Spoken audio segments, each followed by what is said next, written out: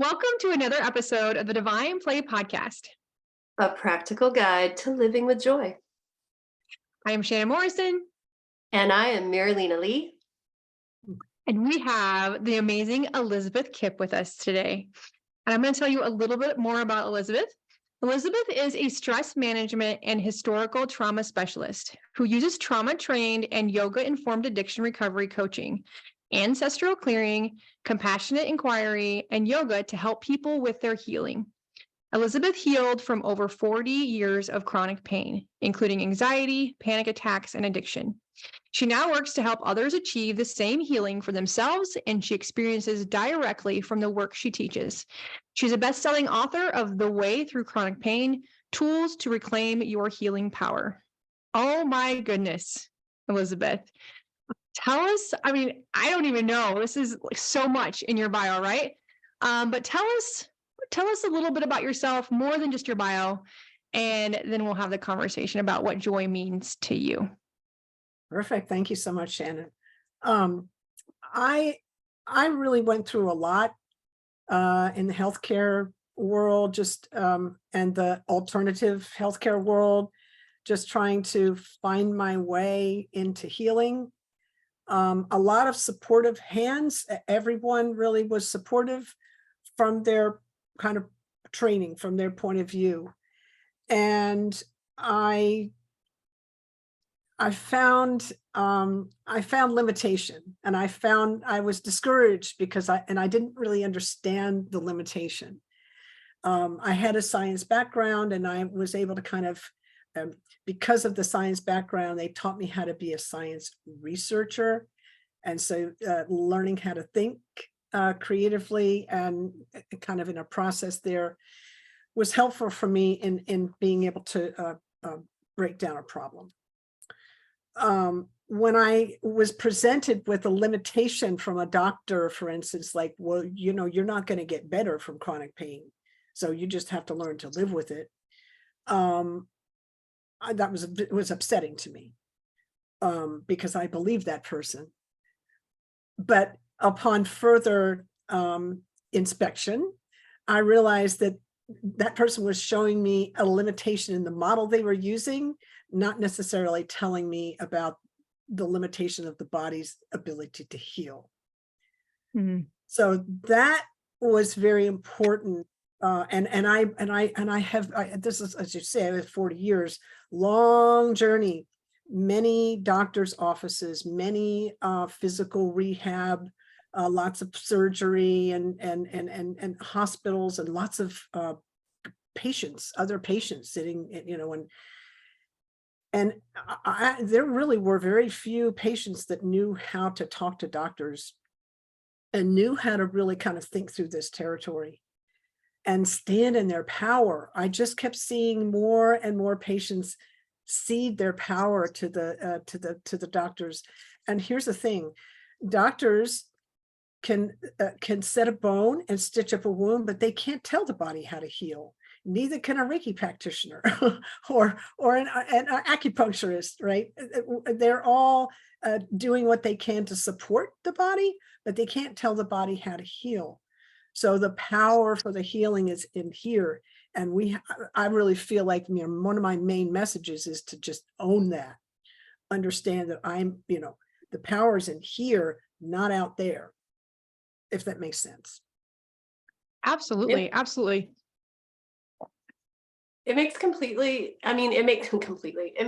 sense to me.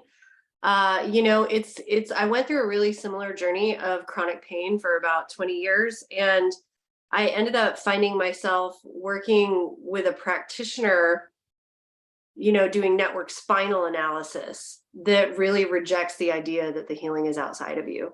And one of the things that I realized, though, is that I actually really wouldn't have been ready to receive, the help that I'm getting there, which is allowing me to realize that, like, I am responsible for my healing. I am responsible for letting go of the tension in my spine. I am responsible for learning how to take up space in different ways and to allow energy to move through me in different ways. And I really wouldn't have been able to hear that before I walked into his office. I think I did it at exactly the right time, as it was meant to be. And I'm so curious how you, like, was there a moment, was it like an aha moment where you were like, oh, it's in me, it's up to me, it's my choice? Or did it happen little by little for you? Because I feel like for me, that happened like little by little in these like tiny micro steps instead of this one like big aha moment. I love that. I had two moments really for me that really shifted my thinking. I'm sorry you went through 20 years of that, but you know, I'm not. you're able to help others. So, you know, this is so powerful, right? Yeah. The first moment was when I heard that I will be in level 7 out of 10 pain for the rest of my life, and I will be in a wheelchair when I'm 40, and you won't get better. And I heard that from this doctor who, you know, everything he'd said up to then seemed to be true. I was like, devastated because I was very vulnerable at the time. And again, as I said, on further inspection of that, I realized he had these limitations, and he also had forgotten basic science, which is probabilities, it's not facts. And he said, you will. He didn't say it's probable that. So that was an error on his part. And I realized that I was going to have to look. So in science can only comment on what it can observe, measure, and describe. We live in the all that is, not just in the part that science can comment on. So we heal in the all that is, not just in the part that science can comment on. And so I knew I was going to have to look beyond the part that science was commenting on in order to get the answers I was looking for. So that was number one. And then when I finally found a doctor who was both East and West, and was a Qigong healer and a physician, so it's a beautiful combination, and sat in his pain management program, and he said to me, he said to the whole class, it wasn't just me personally, but I was in the room and he was pointing it to everybody. He said, what are you doing to contribute to your pain? And my first thing out of the gate was like, dude, you're putting that down in a room full of chronic pain sufferers. You're asking for trouble. That was kind of my attitude in the moment. Gang up on you. You're right. That was my attitude in the moment. But I realized I had this shift all of a sudden. It woke me up because he took me from victimhood, it's doing it to me, into empowerment. I actually have some power here. And that changed. That was the first one was like, I got to look outside of this place. And the second one was like, oh, wait a minute, I have to be 100% responsible for my experience. Right. So that's the answer to that question. My goodness, I love that. So in my experience, I also, as far back as I can remember, like 12, massive pain in my shoulders and massive back pain, and injured my back in college, rotated my pelvis. And so pain has been part of my journey for a long time. And when I finally was getting help for my chronic back pain that I was experiencing, I went to a physical therapist, and she kicked my ass. Let's just be honest. But she did myofascial release, and she was like, there's a reason for this. There's a reason for all of this. And it's scar tissue, and it's this and that. Cause I lost function of my hands. I couldn't even write my name. I couldn't turn my head left or right. Like I was 30. So it was like, I had 2 little kids. Like I couldn't hold them. It was a big deal. And so we talked, and she's like, by the end of this, we'll figure out what this factory work is. Like if you ever worked in a factory, like at a conveyor belt, standing in the same position repetitively. And I was like, no, besides looking at a computer and driving a car, I have not done anything repetitively in my entire life. And then she's like, well, I think you need a new job. And I was like, yeah, because of the stress of my job. Right. I worked in crisis response. And so it was my job when people were not doing well mentally or emotionally. It was my job to get them in the hospital. It was my job when they were suicidal to get them the help they needed. And it was just stress upon stress upon stress. So that acted part of it, right? I was also married to my first husband. And, but the repetitive motion was my asthma, because I was like, I can't change my job because it'll be a rider just like this back injury was. I couldn't, insurance won't cover me. And she's like, what? You have asthma? And I said, yeah. As a kid, it was really, really bad, allergic bronchial asthma. And she said, Shannon, that is the repetitive motion. So when my lungs couldn't fill up with air, my shoulders and my sternum lifted to let my lungs fill up with air so I could breathe. And it was that repetitive motion that causes scar tissue in my shoulders and my muscles and my neck. And I was like, what? And that was the first insight of how freaking powerful our body is and how it will do what it needs to do to live. And so it would put me on this. That was my aha. Like, I was like, nuh-uh. And my mom's a nurse and she was like, no freaking way. But it absolutely made sense to me. Like, I couldn't breathe until I was 18. Like, I had asthma attacks all through whatever until I was 18, which is super interesting also. Just stopped.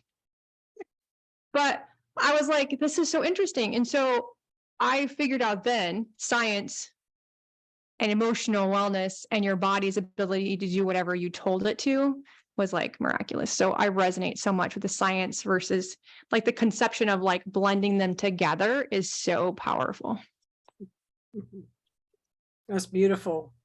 You're also speaking to a couple of other points that I'll bring in. There's a hierarchy to healing. Dr. Bruce Perry, who's a trauma doctor, used this alliteration: regulate, relate, reason. So first we have to regulate the nervous system. Then we have to feel a sense of belonging either to ourselves, to others, to Creator, God, whatever, but some sense of belonging. Then we can reason. But in trauma, we get disconnected from ourselves because of what happened and our response to it. And we get disconnected from others because we can't share our experience and because of the meaning we're making, and et cetera, et cetera. So first we have to regulate that nervous system, which is in this fight, flight, freeze, shut down, activated space, which you're speaking of in the asthma experience. Mm-hmm. And then restore a sense of connection, which you did with the physical therapist. She's held a safe space for you and you co-regulated together, right? And then you can reason and find your way through. So there's this beautiful hierarchy, and that's just has been so helpful for me to kind of like, oh, there's a priority here. We have to start at the beginning. The other thing that's interesting about what you said is that negative experience in the body create like anger, shame, resentment, oh, poor me, pick your negative thing. It actually creates a biochemistry in the body, and those chemicals are addictive in the brain. And so that feeds the habit, right? So you get so you talked about repetitive habit. So for instance, and I'll bring in the ancestral piece, which may blow your mind, but it blew my mind when it came in when I put it all together.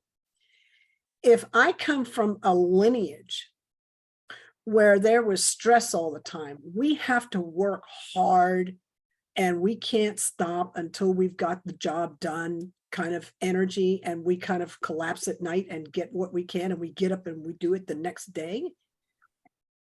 That is translated energetically into the next generation through the mother, right? Mm-hmm. And we're not just in our, as eggs, we're not just in our mom, we're in our grandmom for a few months, right? So we share space with our mother and grandmother energetically and in the womb actually. And then grandmother shared space with her grandmother. And so we have this line all the way down in the lineage of energetic frequencies. And So the nervous system is set up. This is how we do life. We do life like this. Now, the good news is that the brain and the nervous system are what they call plastic. So it can shift. It's constantly shifting depending on the circumstances. It's constantly taking in information. So you can retrain the nervous system out of that, and which is what you and your physical therapist did together. Oh my Yeah, gosh, I relate that. Yeah, Go ahead, Mirlena. I relate with this so much. And I know that, you really work with a lot of ancestral healing, Shannon, as well as do I, through the shamanic healing process. And it's, it's really interesting that you touch on this nervous system thing. As I've gotten more into breath work and really working with the nervous system, and in my own healing journey, the regulation of my nervous system was really pretty paramount. And one of the things that I love so much in exploring your work, Elizabeth, is that you are in long-term recovery and that you work with yoga-informed addiction recovery. And yoga was a really big part of my own regulation process, and working with the breath pranayama. But one of the things that I think that sometimes people struggle with, part of it's the culture we live in, and part of it is self-medication. And part of it is prescribed medication that is given to us to help us deal with this chronic pain, whether it be emotional, spiritual, physical, or energetic. And one of the hardest things that I had to come to on my own, and I'm grateful that my life became enough of a disaster that I decided to get sober and work the spiritual medicine that is the 12 steps. For me, I was a 12-stepper. But what I realized about 6 months into my recovery is that getting the substances out of my body was a really big part of allowing my nervous system to recalibrate. Mm-hmm. And so I'm really curious for you. And I'm curious about this too, because I work with people. So this is a very personal question for me. When I'm working with people who are dealing with this never ending onslaught of mental, emotional, spiritual, physical pain, one of the very last things that they are willing to give up is what they're medicating themselves with. And so what would you say to the person out there who is just sitting in this quagmire of chronic pain, whether it's, whatever body it's showing up in? What would you say to them? The last thing they want to give up is their last little piece of comfort, whether it's alcohol, whether it's pain meds, whether it's, doom scrolling on Facebook, whatever it is they're medicating themselves with. What do you have to offer to them that might help them reconsider letting that go as a way to move towards regulating their nervous system and finding a path to healing? Because I find it's often the hardest thing to help people understand, because it seems like you're never going to be okay without it when you're on that side of it. Oh boy, what a question. And I understand because I've actually been there myself as well. First of all, chronic pain changes the brain fundamentally. How does it do that? Chronic pain, remember, you talked about the different kinds, but chronic pain is any pain that's felt 15 days out of 30 for 3 months or more. Physical, mental, emotional, spiritual, financial, it's all the same to the brain. It all sends a signal, it hurts.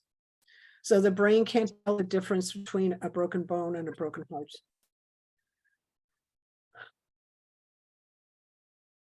Chronic pain changes the brain in the emotional center. It makes us more negative. So you're wrong, and I'm wrong, and nothing's right. This, gratitude kind of goes out the window. And it creates a lot of brain fog, so I can't think straight. And it puts the stress response on. It gets stuck on. And the stress response is made to be flexible, to turn on and off and come back to keep us in balance. But in chronic pain, it gets turned on. So we're talking about the nervous system at that point. The nervous system's constantly activated and it gets in this habit. This is how we do life, like we were just talking about. We do it like this. And it becomes a perverse but actual sense of, that's our comfort zone when we're in that space. This is what you're referring to. That's coming. And the mind will come in and make all kinds of justifications to stay there, because here's the thing, and I write about this in my book. Here's the thing. For me as a chronic pain patient, this is the way I do life. If I change anything, maybe it'll get worse. Like that's where I went. Okay. Now that's the mind. That's a story. That's not, and that's the future. That's not now. So lots of time tripping. Oh, this is the way this happened to me before. Therefore, you know, this is going to happen to me later, right? So lots of not being in the present moment and lots of projecting about, you know, it's going to get worse because, you know, it's pretty intense when we're in that space. So here's the thing. You're not backed up against a wall. There is a way out. And the way out is to heal the changes in the brain. We have to bring in modalities that heal the changes that happen in the brain because of chronic pain. And pain medicine doesn't do that. There are no studies that say that opiates and benzodiazepines and, you know, anti-anxiety medicine, et cetera, actually heal chronic pain, the changes in the brain that happen because of chronic pain. So that to me was revealing. Like, oh, I thought this thing was helping me. It's actually not helping me. And, you know, just, you know, by the way, opiates, which are great for a quick acute pain when you're so stressed out you can't even rest, or so that's an appropriate application of an opiate. But in a chronic pain space, what opiates do, which is why you don't want to take them for very long, is they depress the breath. So we're not exhaling out toxins and taking in nourishment. They paralyze the gut, so we can't digest our food. They dehydrate us, so we're not getting proper. So tell me, how are any of those things good for healing? None of those things are. You want to do the opposite, right? So bring in modalities that heal the changes. And what are some of the modalities that heal the changes? Breath work. We lose 70% of our toxins by weight come out of the breath. I was astonished when I learned that. So we need to do deep breathing just to nourish ourselves, and just to bring the oxygen in, but to get the CO2 out, all the toxins out. Also meditation. So remember I said the mind gets chaotic and brain fog and so forth. Meditation is a modality that calms the mind and gives the brain a chance to heal. So those are kind of two big ones. I mean, I went through adversity therapy because I had a lot of unresolved trauma that I didn't even know about. I mean, my family just pushed stuff under the rug when stuff went down when I was a kid. So anything that happened to me was like, we're not talking about that, right? So that wasn't helpful, right? So I did adversity therapy too. And I did tapping, and so the stuff that I teach now is what I used to heal myself. They were all modalities that help heal the changes that happen in the brain because of chronic pain. That's what I would say. That's amazing. That's amazing. I really appreciate you sharing on that, because I know for me, I thought it was exactly like you said, if I quit, this is just going to get worse.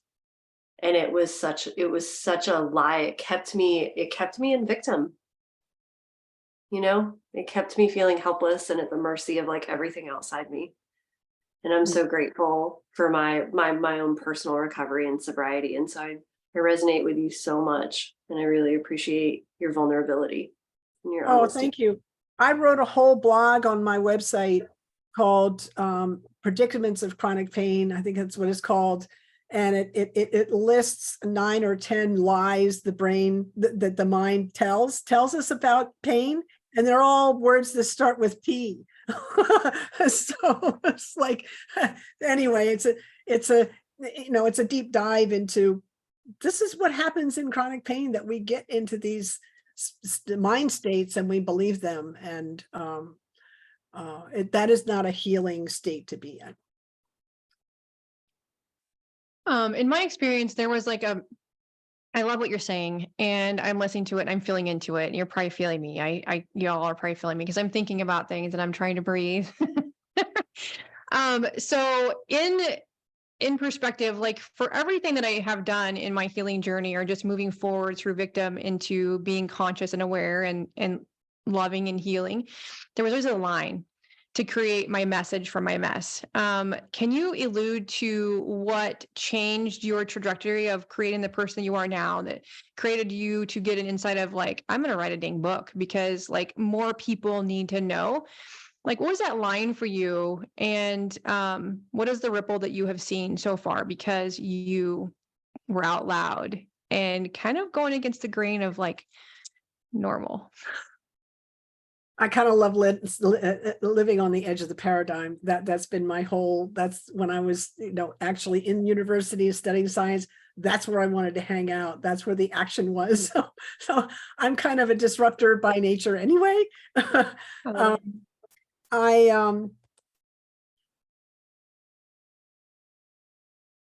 feel like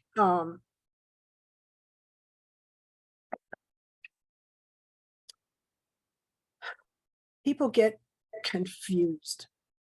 The mind comes in and makes meaning, and it's not the truth, but we believe it's true. An example would be I'm having negative thoughts, and I had chronic pain for so long. I identified with it. That's who I was. I was chronic pain. That's not who I am. I'm having an experience of chronic pain, but it's not who I am. I'm having thoughts that are negative, but it's not who I am. I'm having the experience of that. I'm not sure that answers your question, but that's what's coming in around this topic. For me to be able to separate myself from my experience, I'm the witness of my experience, but it's not who I am. I'm an eternal soul. And I'm watching this play happening in Earth School. Right, that right there was a very calming space for me to settle into. And I even today, it's crazy, I'm just saying.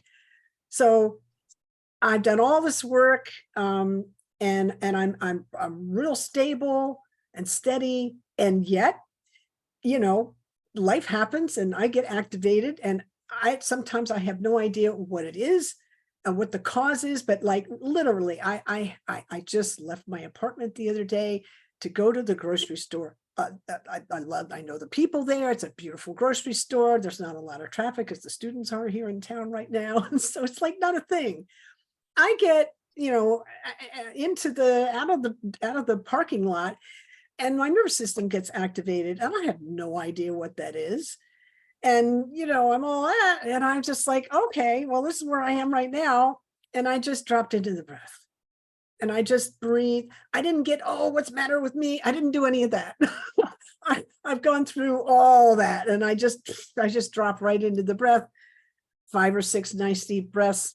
I'm back, into like stable. Here's the thing. It took me time to be able to retrain the nervous system to be able to get back into regulation on a dime like that. It took time because I lived in this, agitated state for so long. Yeah. Absolutely, and I think we're both like, that's so awesome. We want to talk about it. And, I think the gift of time, the gift of giving yourself time, like you don't have to be 100% better tomorrow. You don't have to do it all at once. It's like you get to take it one moment at a time,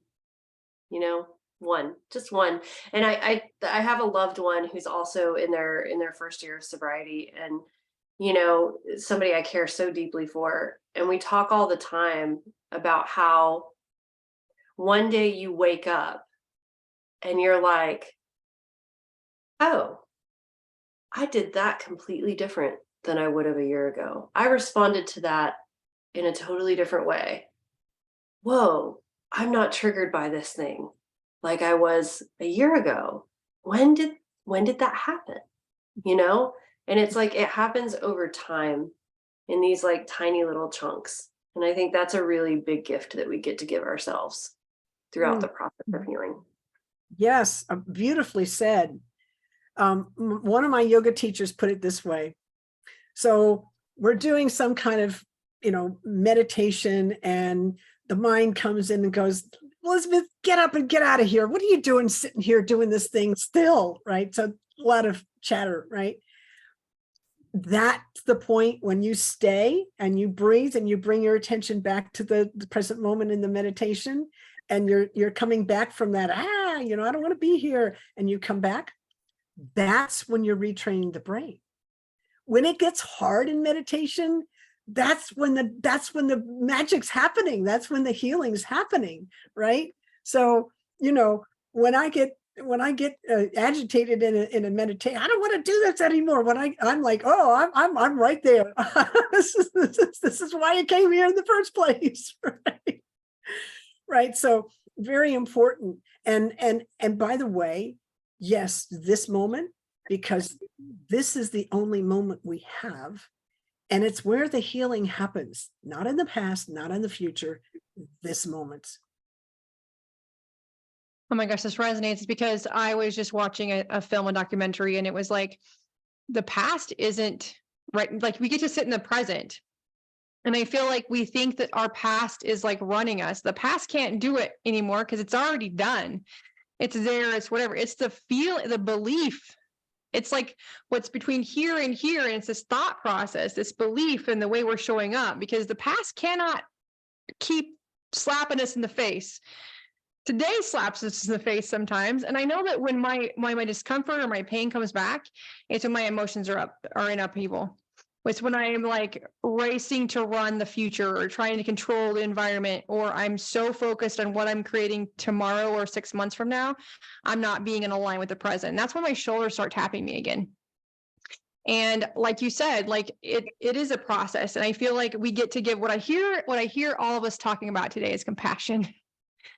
Like, I feel like we get to give ourselves compassion and give ourselves the time and just sink into whatever formula that works good for you, but changing the cognition of what's happening right now. Like, are we being chased by a lion? Most likely we're not. So what are we feeling right now? What is triggering this? Maybe we don't know what's triggering it. Getting with your breath, sinking in, I'm going to oil up. Seems to take my emotional pain away from my shoulders when I oil up, and just be with ourselves and just feel it for a second or 16 seconds and then move on. Because I feel like when we do that, give ourselves compassion, it kind of just woo-saws everything. Just kind of woo-saws it for me, in my experience. But I feel like I think so many people are like, is it just victim consciousness? We're just replaying what we've already been through and putting it into our present sometimes, I think, the pain. But well, I would say this from a trauma point of view, and I hear you, and I'm just going to add this piece because yes, and right, the past isn't here, but we have habits that were built in the past, and so they can influence us now, and our awareness of what's happening in this present moment helps us address those, right? And please, no one call yourself wrong for anything, any habit or behavior that you had from the past, because all of those things came because they're trying to keep you safe. And the one that's exerting, the part of me that's exerting itself in this moment, that's saying, Elizabeth, you've got no right to speak up in this podcast, for instance, that little one, right? That younger self. Well, she's trying to keep me safe the best way that she knows how.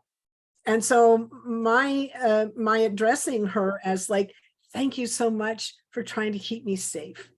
I hear you. I appreciate you. Now, come sit down beside me and we're going to do this thing together. And we're going to do it like this, right? So it's an integrative, loving, as you said, compassionate situation that we're a space that we're holding for ourselves. And that's really healing. Yeah. Mhm. I love that.